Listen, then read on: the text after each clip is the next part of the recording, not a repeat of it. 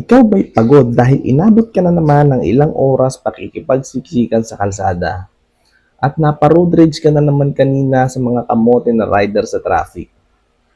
Nasasad boy dahil feeling mo ang buhay mo isang malaking tsubibong paikot-ikot, paulit-ulit, araw-araw, gigising, papasok sa trabaho, uuwi, mag-scroll sa social media, kaya tuloy nakita mo ang video ni Kuya Juicy at napaisip kang, aba, pwede. Huwag kang mag-alala, ako ang bahala sa'yo. Here's Kuya Juicy's 5 reasons why you should ride a motorcycle ngayong 2025. Uy, bago umpisahan, i-click mo muna yung subscribe button dyan sa baba. Huwag ka nang mahiya. Sige na. Huwag na nating patagalin pa at umpisahan na natin ang bilang at baka makaiyak ka pa. Since ang pinag-uusapan natin ay sa ngayong panahon kung saan lahat ng kanto na nililikuan mo ay traffic at ang mag-commute sa jeep ay parang pakikipagtropa kay Satanas dahil sa init ng panahon. Tapos may nakatabi ka pang amoy kukuri ka po papunta sa trabaho mo. Pinagsisisihan mo na ang buong buhay mo, bakit di ka nag-ayos ng pag-aaral mo, wala ka tuloy magandang trabaho para makabili ng auto, kaya amoy kukuri ka po kang papasok sa trabaho. Huwag kang mag-alala, tutulungan ka ni Kuya Juicy makamove on dyan sa midlife crisis mo. Pero bago ang lahat, alam kong hirap ka na, kaya ang unang reason natin bakit mo kailangang magmotor is convenience. Ang pagmumotor ay pwedeng magbigay ng flexibility na pwedeng magkaroon ng malaking impact sa araw-araw na routine mo, lalo na kung most ng oras mo sa isang araw ay nasa kalsada ka. Bukod sa hawak mo na ang oras mo sa pagbiyahe from point A to point B, malaki din ang lamang mo sa traffic. Sa mga tropa mong mas pinili yung Honda Civic nilang naka-straight pipe na napakatakaw naman sa gasolina. Which bring us to our second reason, efficiency. Sa panahon ngayon, lahat tumataas na. Presyo ng gasolina, presyo sa palengke, presyon ng asawa mo kasi ngayon nakakaisip ka na naman ng bagong pagkakagastusan.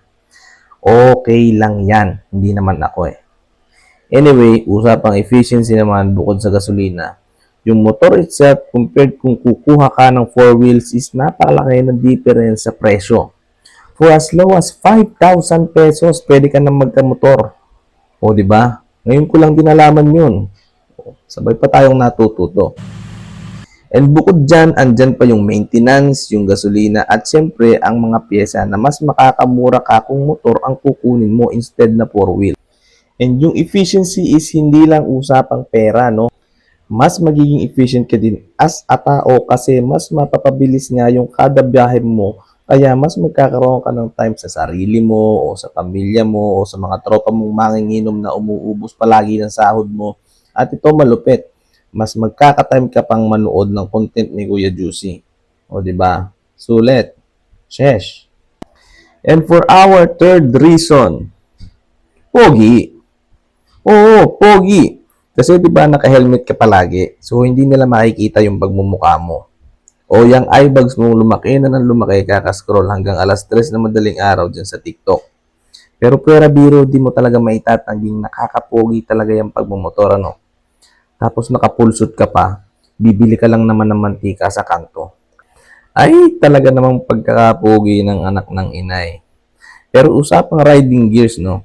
Mas okay nang overacting ka kaysa mag-rely ka dyan sa sinasabi mong skills.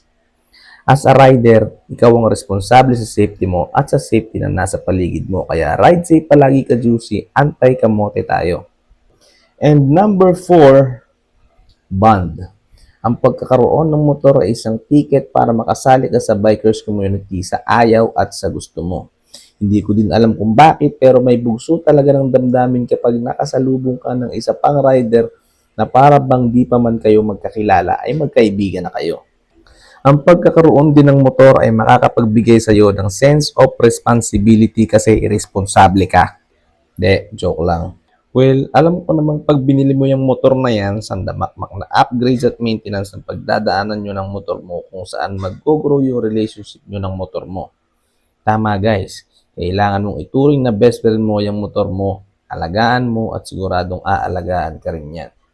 Ang pagkakaroon din ng motor ay ticket mo para makasali ka sa sandamakmak na bikers club kung saan makakasalamuha mo lahat ng klase ng rider. Siyempre yung iba di mo inaasahan na magbibigay sa'yo ng mga unforgettable na experience sa riding journey mo. Which bring us to the last reason, and for me, ito ang reason kung bakit napabili ako ng motor, and that is riding is therapeutic. Marami sa ating mga kalalakihan ang nakakaranas ng midlife crisis, oo. Orang state sa buhay mo na hindi mo na alam ang direksyon mo o nawala ka na sa track at minsan parang gusto mo na lang maging pulgas at magpatiri sa problema ng mundo. Pero cheer up, bestie. Tutulungan ka ni Kuya Juicy dyan sa problema mo. Motorcycling could be the answer dun sa lost purpose mo sa buhay. O, di ba ang lalim? Pero real talk lang tayo. Kaya karamihan sa mga kalalakihan ang napapahilig sa lalaki, ay mali, ang napapahilig sa pagmumotor, eh dahil ito ang way nila para mag-heal at mag-recover galing sa stress ng mundo. And I'm telling you, this could be true kahit sa'yo. Kaya kung nandito ka sa point na nagdidesisyon ka kung worth it bang ipaglaban kay Commander itong magiging bagong hobby mo, this is the sign. Binabasbasan ka na ni Kuya Juicy. Awo, awo. And that is Kuya Juicy's 5 reasons bakit kailangan mong magmotor ngayong 2025. I hope nakatulong tong video na to sa'yo. For more contents like this, mag-subscribe ka na at i-click mo na rin yung notification button dyan sa baba para updated ka kada may bagong pakulo si Kuya Juicy. Ride safe, Kuya Juicy. Peace out.